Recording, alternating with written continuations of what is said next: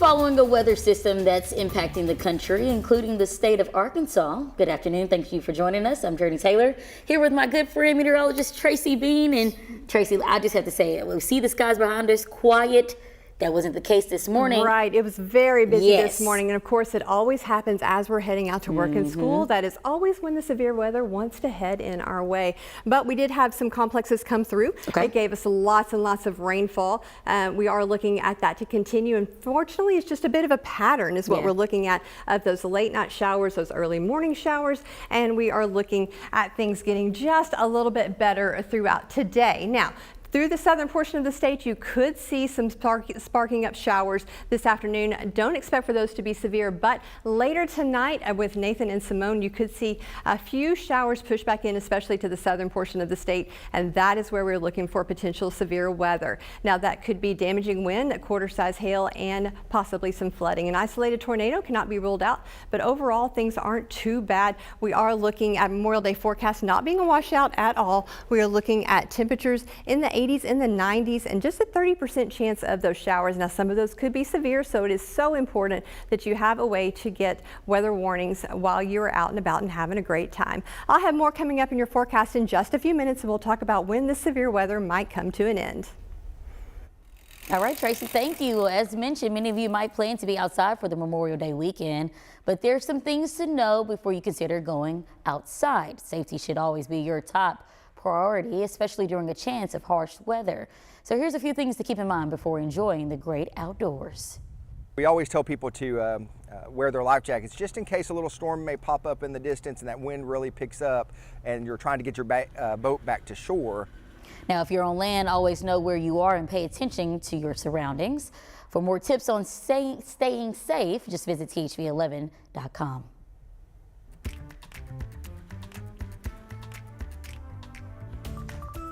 On the raid on March 19th at Mr. Malinowski's house, disabled the doorbell camera, cut electricity to the house, and you didn't wear body cameras. What were you guys trying to hide? Mr. Chairman. The first time we're going to be hearing from the ATF director on the agent-involved shooting death of former Clinton Airport Director Brian Malinowski.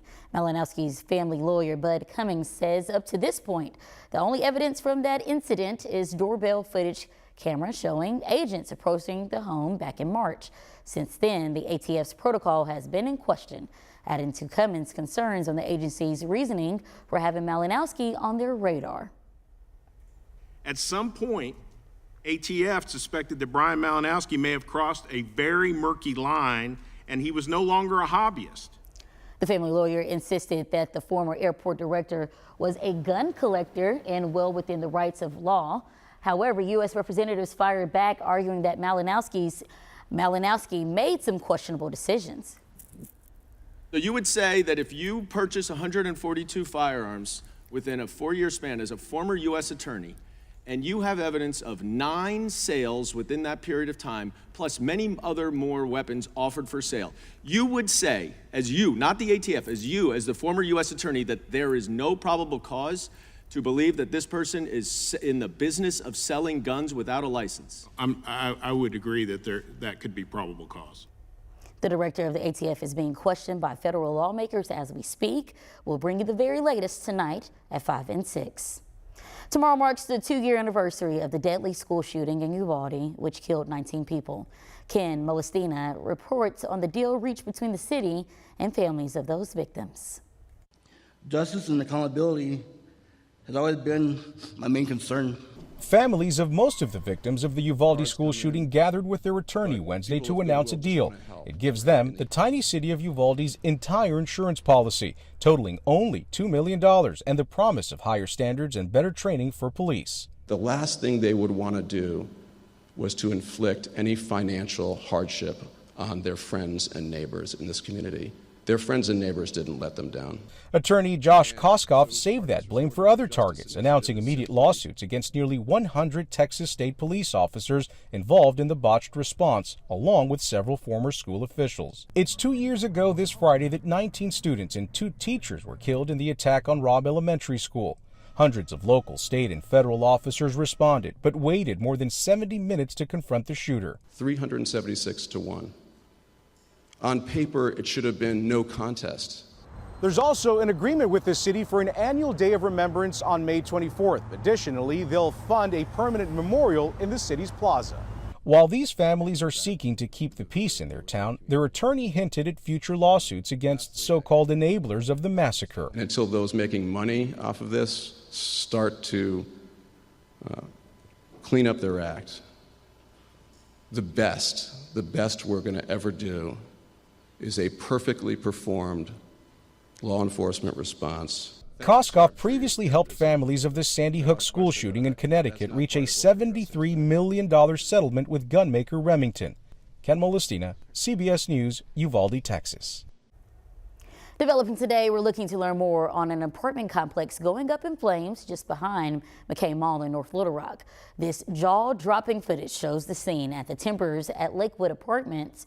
Firefighters responding to the scene say roughly 20 units caught on fire, leaving 8 beyond repair. Some tenants will now be forced to find a new home, but no deaths or injuries to anyone was reported. However, one pet died from being trapped. Staying in North Little Rock, 2 police officers are on administrative leave today after a shootout left both an officer and a suspect injured. What we know so far is that North Little Rock PD responded to a burglary near Indian Hills last night. That's where police say they caught up with the suspect before a shooting broke out. Both were then taken to a nearby hospital. The officer is expected to recover, but we're working to get an update on the suspect's condition.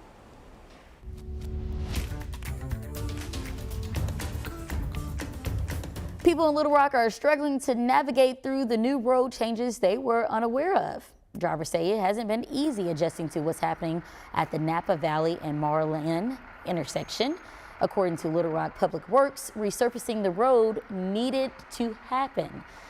The agency says they dropped the ball on announcing the changes taking place, but says the growing pain won't last forever. We take every precaution that we can to make sure that when we do these projects, that it's going to be successful. It's not going to be a negative impact to the traveling public. It may be slightly inconvenient when it's first transition, just because people aren't used to it. The city's long-term plan is to make travel more convenient for cyclists. The first ever Aldi is now open in Little Rock, and the first 100 shoppers lined up today for their first ever experience. The new location held its grand opening at 9 a.m. this morning, and those who were there when the doors opened received between $10 to $100 to start their shopping. If you didn't get to make it this morning, the store will be giving out free reusable shopping bags all day long. Inflation could impact your vacation plans. When we get back, how you need to prepare your wallet for rising costs. And we've got sunny skies right now, but we're not done with that severe weather just yet. I'll have your full forecast coming up in just a few minutes. We've got to figure out how to get our youth more engaged. The youth right now is a serious concern. We see youth violence steadily increasing. The majority of our homicides last year were involving individuals from the age of 13 to 24. Unsettling numbers signaling to a need for improvements. Follow us tonight at 10 as CHV 11's Ashley Godwin sits down with the chief of Little Rock Police as he unveils his plans to shape the future of the capital city.